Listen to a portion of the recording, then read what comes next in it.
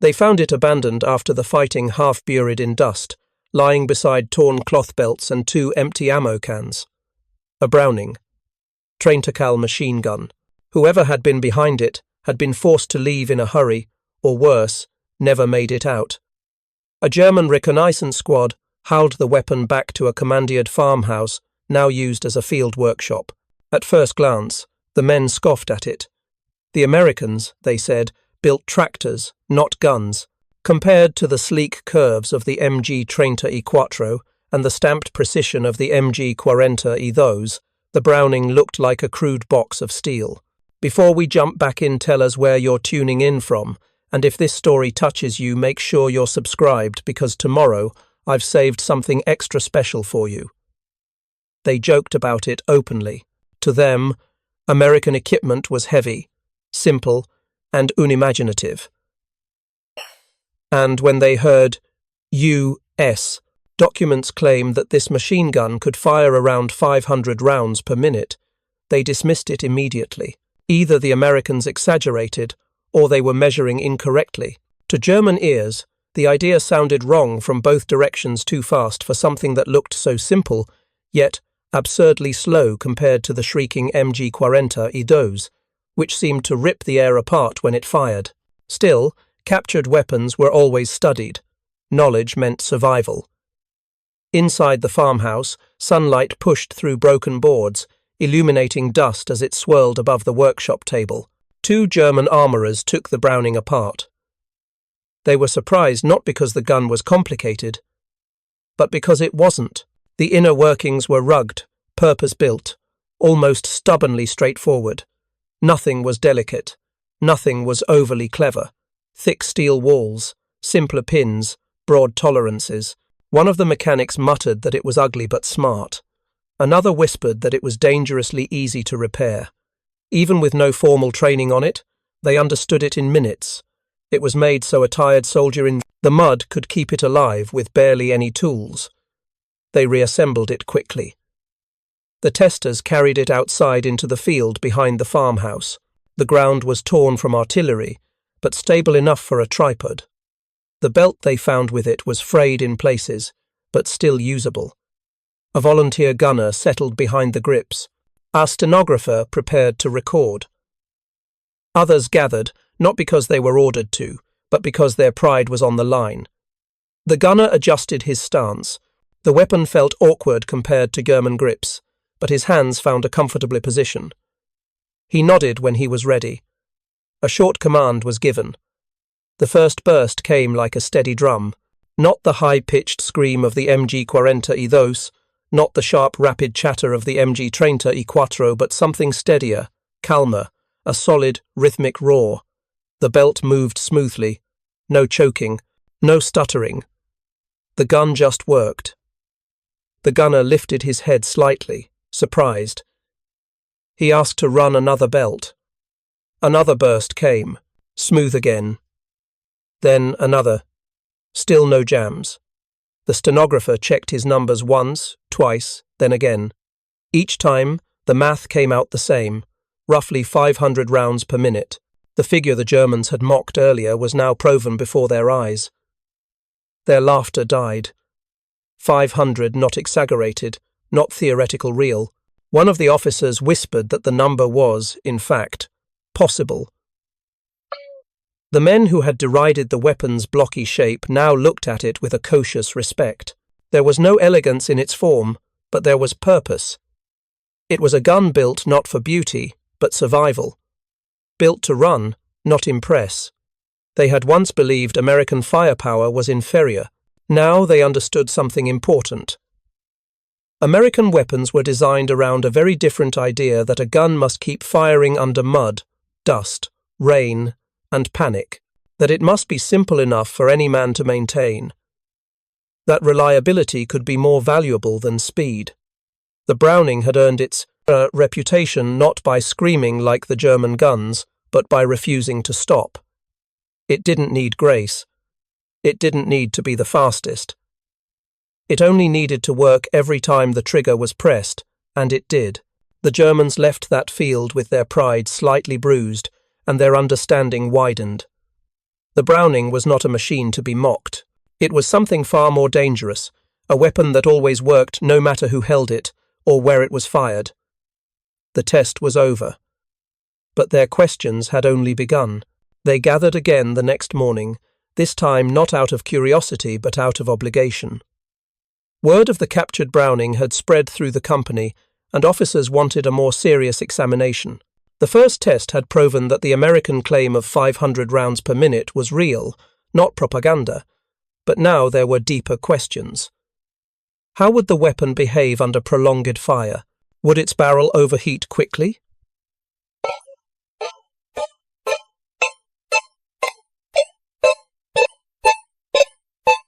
On it, some in the group approached with lingering arrogance. Others arrived with new respect. The machine gun, placed on a sturdy tripod, waited with quiet certainty. It almost seemed to mock them with its stillness, as if it knew it would run again when commanded. A grey-haired armourer lit a cigarette and leaned close, touching the receiver with the back of his knuckles. He commented that the steel felt thick and honest, not proud or fragile. The men chuckled at his phrasing. Another German noted that the breeze carried the smell of wheat from the fields, mixing strangely with the distant stench of smoke and oil drifting from a burned vehicle. The atmosphere felt tense, but it was not fear, simply the curiosity of professionals awaiting proof. The first gunner took his position. Unlike yesterday, he felt slightly more comfortable. He had stayed late, studying the Browning's layout and memorizing the rhythm of the trigger. He adjusted his elbows in the dirt. The officer gave a curt nod. The belt was fed. The gunner fired. The Browning burst to life, steady and deep, its rhythm distinct from the high-pitched frenzy of the MG-40 Dirt fluttered in small clouds beneath the muzzle. Empty casings flicked to the earth. The gunner kept firing longer than before, pushing past the typical short bursts. The weapon maintained its pace. The stenographer, same one as yesterday, counted in a low voice, pencil scratching paper. When the belt reached its end, the gunner eased off. Steam drifted faintly from the barrel, but it was not glowing. The smell of powder intensified. The officers noted that the gun had not jammed. Its rate of fire remained consistent. They asked the gunner how it felt. He responded that it ran like a tool, not a performance. Some nodded thoughtfully. Tools, after all, were beloved by soldiers. Spectacle was for parodies, performance was for officers, but tools won battles. They prepared a second belt. This time, the gunner fired again without posy, pushing the weapon harder. The sound continued steadily, disciplined and unwavering. The Browning did not scream. It spoke with confidence. When the belt finished, the barrel smoked more pronouncedly. A mechanic approached with a gloved hand, carefully touching the barrel jacket. He recognized heat but not extremity. One of the men remarked that American doctrine might emphasize sustainable engagement rather than shock fire. Another younger soldier disagreed, saying that their own heavier machine guns could also sustain fire if used correctly. The argument quickly dissolved into silence as the officers continued taking notes. A third belt was prepared. To simulate battlefield stress, they intentionally contaminated the ammunition with a small handful of dust and straw. The gunner braced himself. The order was given. The Browning continued its steady rhythm, coughing only once when a damaged cartridge hesitated. The gunner tapped the charging handle sharply, clearing the stoppage, and resumed firing. This impressed the group, for even their beloved MG-34 and MG-42 could choke after ingesting dirt. Though, when operating correctly, they were faster. The Browning's simple design allowed rapid clearing, a trait that soldiers in desperate circumstances would appreciate. The barrel was now hot, visibly shimmering. Still, the gun fired. The stenographer ran his numbers again, confirming a consistent fire rate. When the belt completed, the officers called a break. Men gathered to smoke. A young infantryman whispered that Americans had discovered a strange truth. War rewarded simplicity. Another laughed softly and responded that perhaps Germans had known this truth first, but had forgotten it somewhere between pride and engineering. When the break finished, they resumed inspection. A mechanic opened the weapon, examining its internals. The metal surfaces were only lightly worn. There were no alarming streaks or cracks. The belt feed mechanism remained smooth. The firing pin and sear showed no significant strain. A few marks were noted, nothing serious. They reassembled the weapon quickly, finding the process almost absurdly easy. One man commented that it reminded him of farm equipment. Another took offense, thinking it an insult. The first man smiled and explained that farm equipment must work every day, or people starved. The point was well taken. Preparing and narrating this story took us a lot of time, so if you are enjoying it, subscribe to our channel. It means a lot to us. Now back to the story. The officers now wanted comparative data. They brought out an MG-30 placing it beside the Browning. Its polished elegance contrasted sharply with the Browning's solid simplicity. Both were worthy machines, though in different ways. A gunner manned the MG-30 firing a standard belt. The familiar, smooth chatter filled the air. The rate of fire was faster, but the recoil felt slightly more enthusiastic. Ejected casings flew in, bright arcs. When the belt ended, the German gunner displayed a grin. Familiarity bred confidence. Next came the MG-40, those.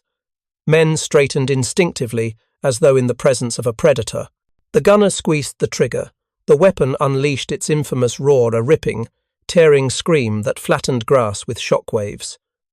Even those who had heard it countless times found themselves bracing. When the belt finished, silence felt suddenly enormous. A mechanic checked the barrel, noting significant heat. The MG-40, those commanded respect, but demanded proper support. Overheat was a real concern, necessitating quick-change barrels. The officers compared notes. The MG-40, those clearly dominated raw speed, and the MG-30, I4 offered refined handling. But the Browning stood out for sturdiness and ease. It did not seek to overwhelm, it sought to endure. In prolonged fights, endurance could mean the difference between retreat and victory. One officer explained that if a gun jammed at the wrong moment, our position could be lost. Another replied that if a gun fired too slowly, the enemy could advance. The argument became philosophical. Ultimately, doctrine shaped weapons, and weapons shaped battles. An older lieutenant gave a story. He spoke of a defensive line in Italy where a German position had held firmly until ammunition ran low. The MG-40, those ripped through belts quickly, burning barrels faster than they could be replaced. The enemy advanced slowly behind smoke. If they had possessed a steadier gun, he said, perhaps their ammunition would have lasted longer. His comrades listened, unsure whether to agree or laugh. But the story stayed with them. Discussion shifted to logistics. The Browning used cloth belts, which some saw as primitive. Others noted that cloth was easy to carry and replace.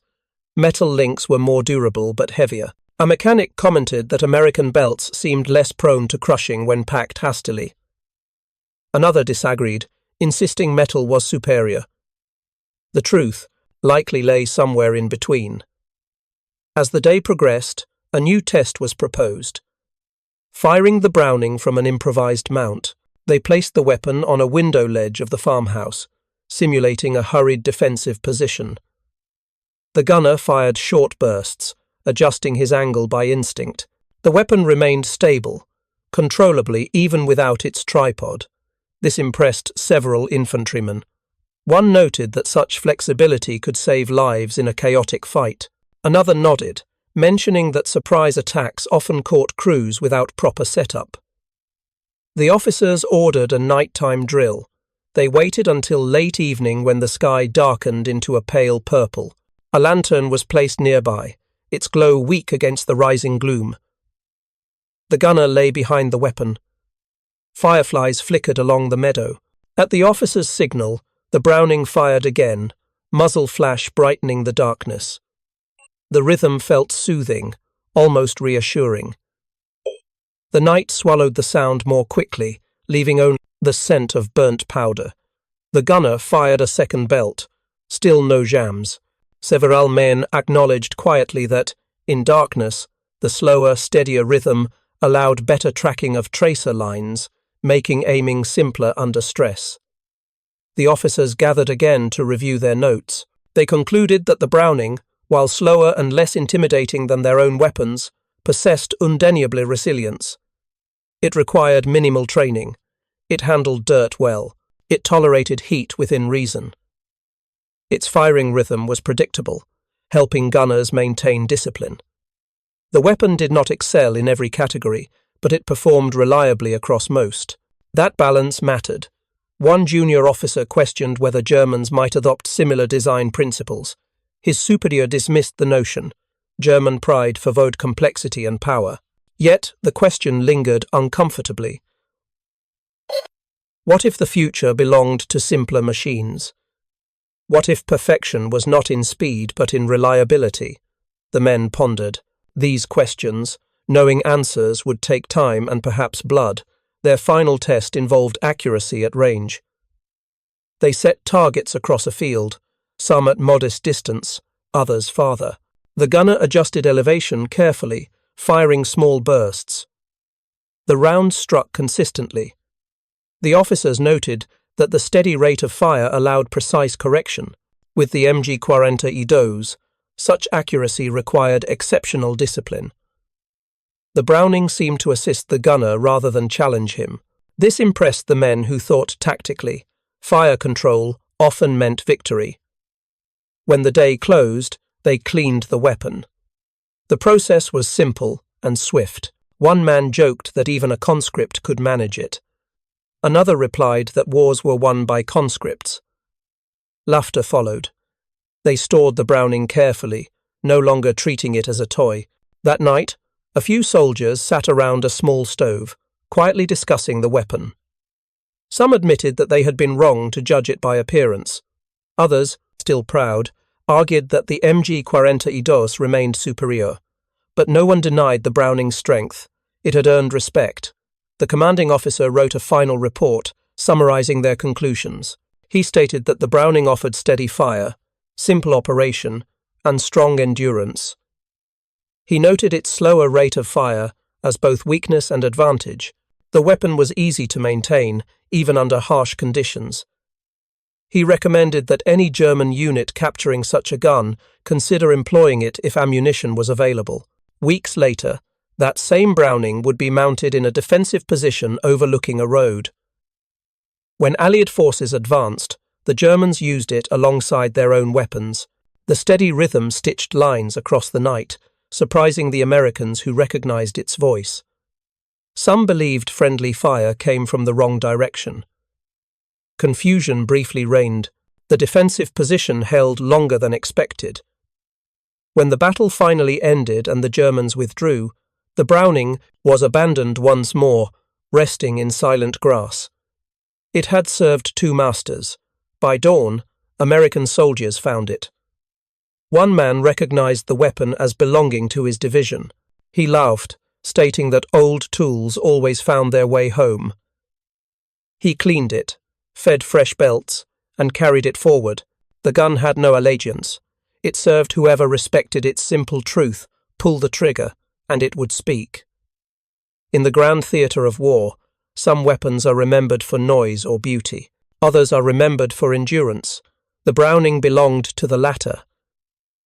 It was not the voice that shattered the sky, but the voice that never fell silent. The sea arose beneath us like something half asleep but dreaming of violence, and every man on deck felt the slow tightening of an invisible fist around his ribs. After the storm, after the smoke and the lost ship, we tried to pretend that routine could stitch us back together.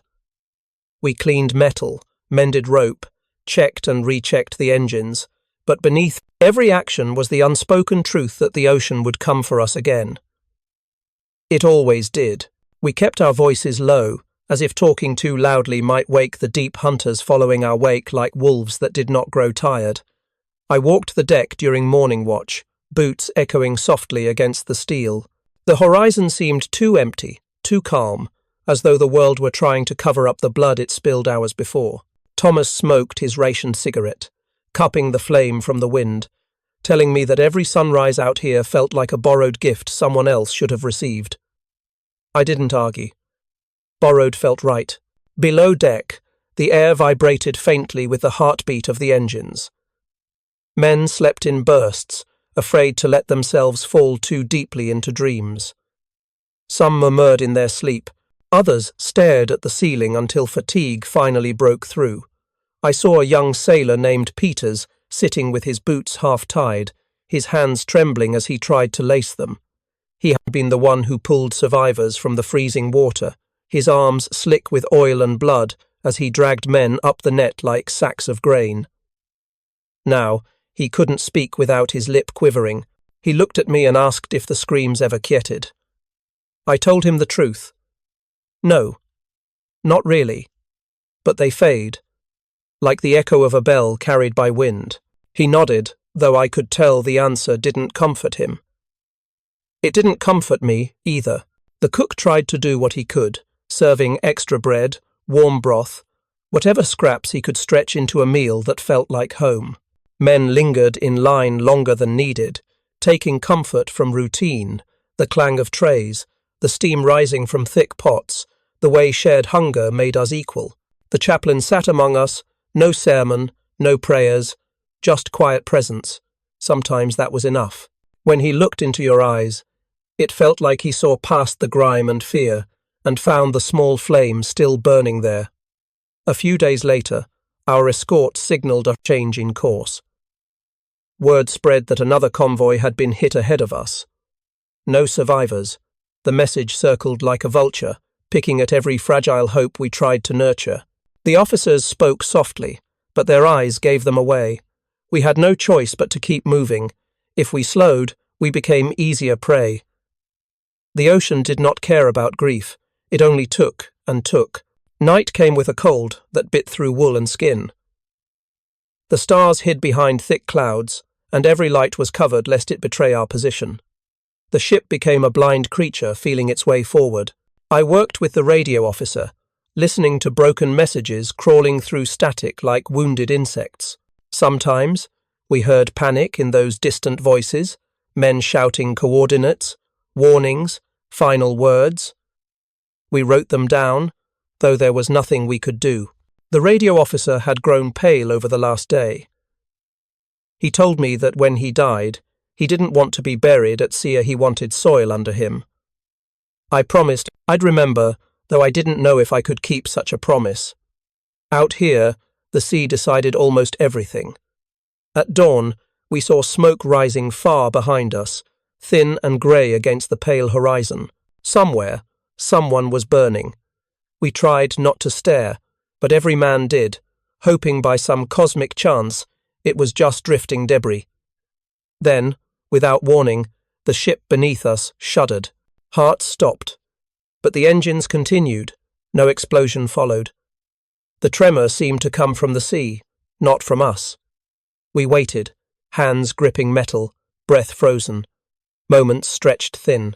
Finally, the captain announced that it might have been a depth charge from an escort, but nobody believed that. We had felt something alive beneath us. Hours passed. The ocean calmed. The tension settled but did not fade. Our navigator traced our route quietly, pen scratching across maps worn soft at the edges. We were close to a meeting point. Reinforcements, more escort ships. Hope flickered. Thomas, told me he, dreamed last night that he walked through his front door and his daughters ran to him with arms wide. He woke crying. He wasn't ashamed. Many men cried these days. Tears were the only thing the ocean couldn't drown. Later, we drilled evacuation procedures. Men lined up, checking lifeboat positions, calling out numbers, repeating steps until the process slipped into their bones. No one wanted to practice, but everyone did. A mistake out here meant death. I watched Officer Grant demonstrate how to jump safely from the ship at height. He spoke calmly, like a teacher explaining chalk on a blackboard, but his hands shook when he thought no one looked. I looked anyway. Fear made us honest. One calm afternoon, We received orders to maintain radio silence. Something had been detected ahead. All conversations grew hushed. Even the ocean seemed quieter. Our escort ships spread out, searching. For hours, nothing happened. The sun dipped low, painting the water in molten gold. Someone began to hum softly, a folk tune from the hills. Others joined. It felt dangerous to sing, but also necessary. We clung to whatever scraps of humanity we could find. Just after dusk, a lookout shouted, "Shapes on the water." Periscopes. 3. Then 4. Then more. Wolf pack. The alarm shrieked. Men ran to stations, boots drumming on steel. Guns roared. The escorts surged ahead, dropping depth charges. The sea exploded in towering white plumes. Our ship lurched, but held steady. Torpedoes streaked through the water. One missed us by mere feet, slicing foam into bright streaks. Another struck an escort on our port side. Fire erupted. The ship groaned, splitting. Men lapped into the water, their screams torn away by wind. Thomas grabbed my arm, shouting orders help carry ammunition. We howled crates, muscles burning. The gun crew fired relentlessly. The night turned chaotic, a frantic symphony of explosions, flames, and desperate voices. A torpedo slammed into a freighter ahead of us.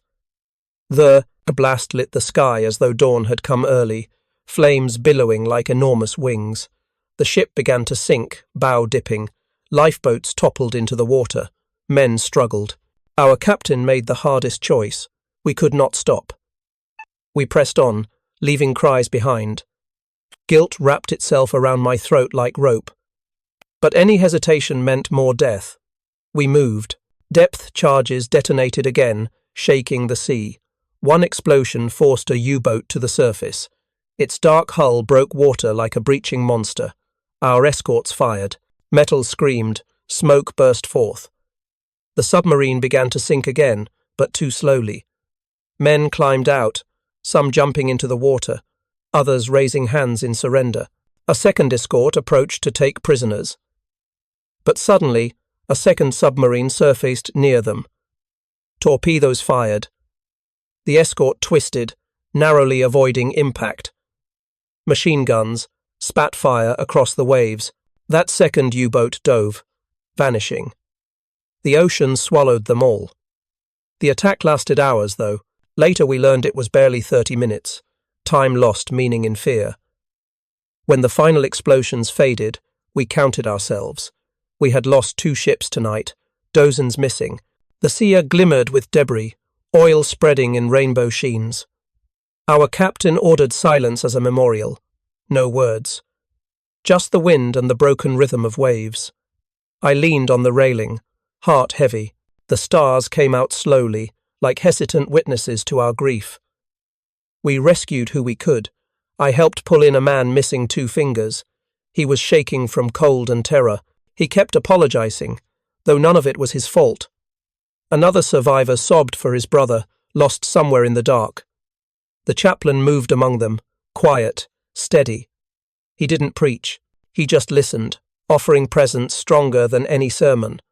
Sometimes, men simply needed someone to hold the other end of their pain. Dawn brought weak sunlight, more grey than gold. We gathered on deck to honour the dead. The chaplain spoke of courage, of bonds forged by fear and hope, of how every name mattered even when the sea erased them. We stood with heads bowed, hats pressed to chests, watching as small wreaths were lowered into the water. They drifted slowly, carried away by currents we could not see. Thomas whispered his daughter's names, promising he would return. I whispered nothing. I had no words left. The ocean heard us all anyway. Days moved differently after that, slower, heavier. The joking and storytelling faded. Men spoke when necessary, silent otherwise. Our eyes were always on the horizon or the waterline, searching for periscopes, ripples, anything. We slept in shifts, ate quickly, worked constantly. The ship felt smaller now, like the ocean pressed against us from all sides. Sometimes, late at night, I thought I could hear voices in the waves, half-remembered screams tangled in the surf. I never told anyone. They all heard something too. The weather turned cold. Ice formed on railings. Our breath hung in the air like smoke. One morning, we spotted an albatross soaring overhead. Men whispered that it was a sign of good luck. The captain simply nodded and let the hope settle. We needed it. The bird circled us for hours before gliding toward distant clouds. For a moment, we felt blessed. We finally neared friendly waters where patrol aircraft could reach us. The tension eased slightly. Men allowed themselves to imagine land trees, warm beds, real food. Letters home were written again, ink scratching across paper like small prayers. Thomas asked me what I would do when the war ended. I told him I wasn't sure, maybe work near the river where I once skipped stones. He smiled and said that sounded peaceful. He wanted to grow apples again, to sit beneath blooming branches with his daughters and listen to the wind without fearing what message it carried. But fate is cruel. A sudden explosion shattered our fragile hope, not a torpedo, something internal. A boiler failure. The ship trembled, lights flickering. Alarms blared. Smoke filled corridors.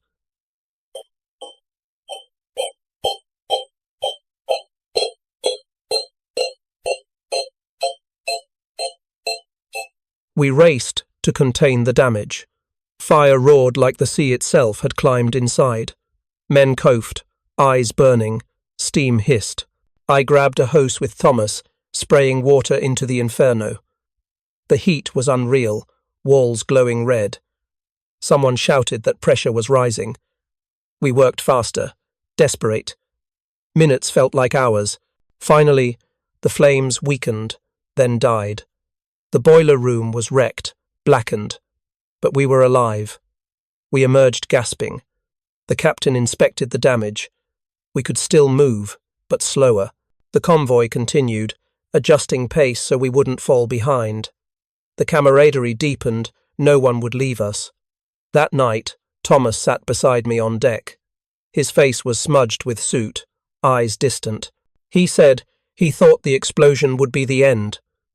I nodded. I had thought the same. He placed a hand on my shoulder, firm, grateful. We had saved each other. Another day passed without incident. Then another. Hope grew. We saw land birds, small and quick. Their presence made our hearts swell. We were close. The waves seemed kinder, the wind less harsh. Men began to smile small, cautious smiles, but smiles nonetheless. We gathered for evening rations, sharing stories softly. The chaplain told a tale about a lighthouse he visited as a boy, how its keeper said that light only mattered because darkness existed. We nodded, understanding too well. Finally, the outline of land appeared on the horizon, a blur of green and brown. Cheers rose. Some men wept. We sailed toward safety, engines steady. As we approached, patrol aircraft dipped wings in greeting. The captain allowed lights to shine again. Warm, bright, defiant light. For the first time in weeks, we felt seen. When we docked, silence fell. Not from fear, but awe. We had made it. Officers congratulated us. Supplies unloaded. Wounded. Carried off. I stepped onto solid ground, legs trembling. The earth felt strange, almost unreal. Thomas laughed, saying he'd forgotten how dirt smelled. We walked together, breathing deep. The air tasted like life. Yet even as relief washed over us, we knew the war was not finished. More journeys awaited, more convoys, more nights stalked by wolves. But we had survived this chapter. The seer had tried to swallow us, and we had returned, scarred but standing. I looked back at the ship, our fragile steel home, and felt a strange affection. It had carried us through hell. We would rest now. Eat, sleep, write letters. But sooner or later, orders would come. The seer would call again, and we would answer, because that was our duty, our burden, our bond. We were sailors in a world torn apart, and our place was between the waves and the horizon, where fear and hope met in trembling hands. The harbour smelled of rust, salt, and coal smoke. After weeks at sea, stepping onto land felt unreal, as though the soil might dissolve and reveal water beneath. Men shuffled down the gangway with tired shoulders, boots, scraping wood worn by 1,000 other convoys. Some kissed the ground. Others simply stared at it, surprised it stayed still beneath their feet. I felt a strange mixture of relief and unrest. The sea had shaped us, taken from us. Now, solid earth felt like a stranger. We were granted leave, though no one knew for how long. Orders were always just a breath away. Thomas and I walked through the port town, our steps slow and unsure. The streets bustled with soldiers, merchants, and families who still clung to hope. Posters covered walls, calls for enlistment, ration reminders, smiles drawn to hide fear. A woman selling bread waved us over. When she learned we had arrived with the last convoy, she offered warm loaves free of charge. We thanked her, moved by kindness that felt too rare these days. The bread tasted like memory, soft, comforting, something that reminded us of home. We found our quarters in a barracks near the water. The bunks were simple, the walls thin, but it was dry, and it didn't sway. That alone felt like a gift. Men collapsed onto mattresses, boots discarded, jackets hung without care. Laughter echoed, quiet at first, as if testing its strength. I sat on my bunk, removing my boots slowly. My feet ached. My thoughts felt heavier. The silence in my mind was unsettling. Out at sea, every moment held noise, waves, engines, alarms. Here, quiet settled like dust. Later that day, we received letters. Thomas clutched his with a trembling hand. He didn't open it right away. He just held it against his chest, as though afraid it might vanish. I found a letter from my mother. She wrote about the river, how the spring rains had made it swell. Children threw stones just as I once did. She asked if I was safe, if I ate well, if I prayed. I smiled, though tears stung my eyes. I folded the letter carefully and placed it in my pocket, close to my heart. Days passed with a strange rhythm. We trained, inspected equipment, and listened to briefings. Sometimes we visited the town, where music played softly in taverns and old men shared stories no one believed. At night, I stared at the ceiling, feeling phantom waves beneath my bed. The sea had marked us. Its pull did not loosen easily. One morning, we were summoned to a briefing hall. The captain stood at the front, his posture rigid, eyes sharp. He spoke with the calm authority that had guided us through storms and fire. A new mission awaited. Another convoy, supplies urgently needed across the ocean. The room fell silent. No one protested. We had known rest would be brief. As the captain spoke of routes and enemy sightings, I felt my heartbeat steady. Fear lingered, but so did purpose. Preparations began immediately. The Liberty ship that had carried us before our battered steel companion had undergone repairs. Welders worked tirelessly, sealing cracks, reinforcing plates, ensuring she would survive another journey. I walked her deck, running my hand along the metal. The scars told stories. Some men whispered blessings as they passed. Ships had souls, they said, forged from sweat, fear, and hope. On the eve of departure, the chaplain held a small service. We gathered at the pier, lanterns flickering in the wind. He spoke of endurance, of faith, of the bonds that tied us together. His voice was soft, yet firm, like distant thunder. He reminded us that courage was not the absence of fear, but the decision to move forward despite it. Thomas stood beside me, jaw clenched, eyes bright. When the service ended, we remained a moment longer, watching the water shift beneath the moonlight. Departure came at dawn. The sky blushed pink, clouds stretched thin like old cloth. We boarded the ship, each man carrying memories of the last voyage. The engine growled to life, vibrations humming through steel. Lines were cast off, and slowly we drifted away from the pier. Men waved from shore dockhands, townsfolk, strangers. Their silhouettes shrank until only the sea remained. The convoy regrouped beyond the harbour ships of every size, carrying fuel, medicine, food. Escort vessels circled like vigilant shepherds. The ocean ahead looked peaceful, too peaceful. Thomas leaned on the rail, eyes narrowed. "It's always quiet before trouble," he murmured. I nodded. We had learned that lesson well. The first days at sea were calm. The sky remained clear, the water gentle. Men performed their duties with practiced rhythm. Some joked about the weather, pretending the ocean had grown tired of tormenting us.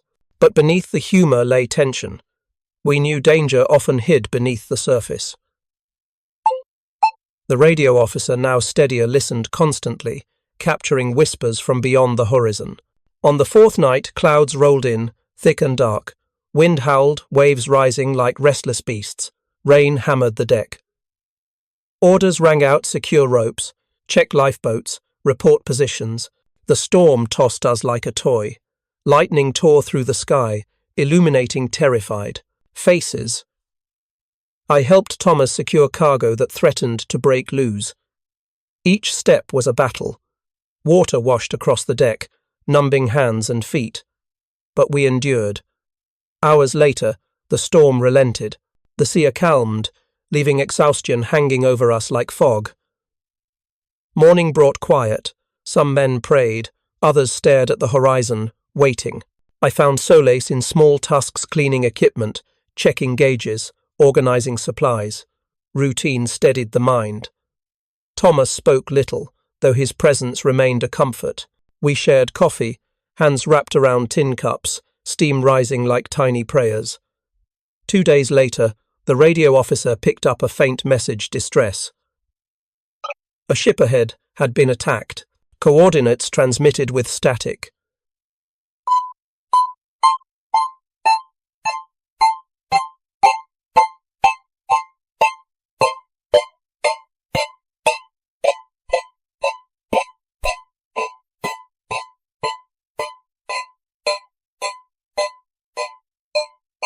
Convoy adjusted like a single living thing. Hearts pounded. Hours passed. Wreckage surfaced: splintered wood, barrels, a life ring. No survivors. Silence settled. We felt powerless. The sea took what it wanted. That night, Thomas sat beside me near the bow. He spoke of his daughters again, how he pictured them running through orchards, laughter carried by wind. He said he feared they might grow up forgetting his face. I told him memory had its own stubborn strength. He smiled, though sadness lingered. The next morning, we neared a stretch of water known for danger. Escort ships tightened formation. Lookouts scanned tirelessly. The sea remained still, yet every man felt watched. Hours ticked like slow heartbeats. Then, without warning, a torpedo cut through the water, streaking toward us. The alarm wailed. Men lapped into action. The ship turned sharply, metal groaning. The torpedo missed, exploding harmlessly. Another followed. Guns roared. Our escorts surged forward, depth charges plunging. The ocean erupted, fire and foam colliding. We braced, uncertain of what the next moment would bring. The sea had welcomed us back, and already it demanded its due. Morning broke with a brittle calm that felt too fragile to trust. The survivors aboard the battered freighter stood shoulder to shoulder along the rails, staring at the empty grey horizon where smoke still clung to the sky like a grieving veil. No one spoke. The silence was its own prayer. Below deck, the engine throbbed unevenly, a wounded heartbeat that reminded everyone how close they had come to disappearing beneath the waves. The captain, his coat torn and salt-stained, gathered the crew and civilians near the midship crane. He spoke softly, promising landfall within a day if the sea stayed merciful, but everyone had learned that mercy at sea was never guaranteed. Among the group, A young radio operator named Ellis clutched his headphones as if they were rosary beads, praying for friendly signals. All he heard was static, whispering like ghosts trapped between frequencies. On deck, crates of medical supplies sat broken, ransacked by the waves and shrapnel. Bandages fluttered in the wind like pale flags of surrender. A chaplain moved quietly, offering words of warmth that could not quite thaw the fear lodged in every chest. Still, when he bowed his head, others followed, finding brief shelter in shared breath. At noon, distant gulls appeared, wheeling across the sky with carefree confidence. The sight sparked hope. Birds meant shores somewhere ahead. Ellis sprinted to his station and spun the dial, desperate. A sharp voice cracked through the static. A coastal escort, searching for stragglers. He signalled back, words trembling, and tears streaked his face as confirmation arrived. They were seen. They were not forgotten. Relief surged. Knees buckled. Some laughed. Others wept. Hours crawled. Clouds rolled in, heavy and bruised, and rain followed, cold as judgment. The waves rose, but the promise of rescue hardened their resolve. By dusk, silhouettes surfaced on the horizon, 2 escorts, engines booming. The crew cheered, hoarse voices cutting through the storm. As the escorts drew alongside, ropes flew, and sailors shouted orders. Hands met hands across the gap, gripping tight, hauling survivors aboard. Ellis was last to cross. He paused, staring back at the freighter that had carried so many prayers and final breaths. Its hull, scarred and solemn, seemed to bow farewell. Once he aboard the escort, blankets wrapped around shoulders, tea pressed into trembling hands.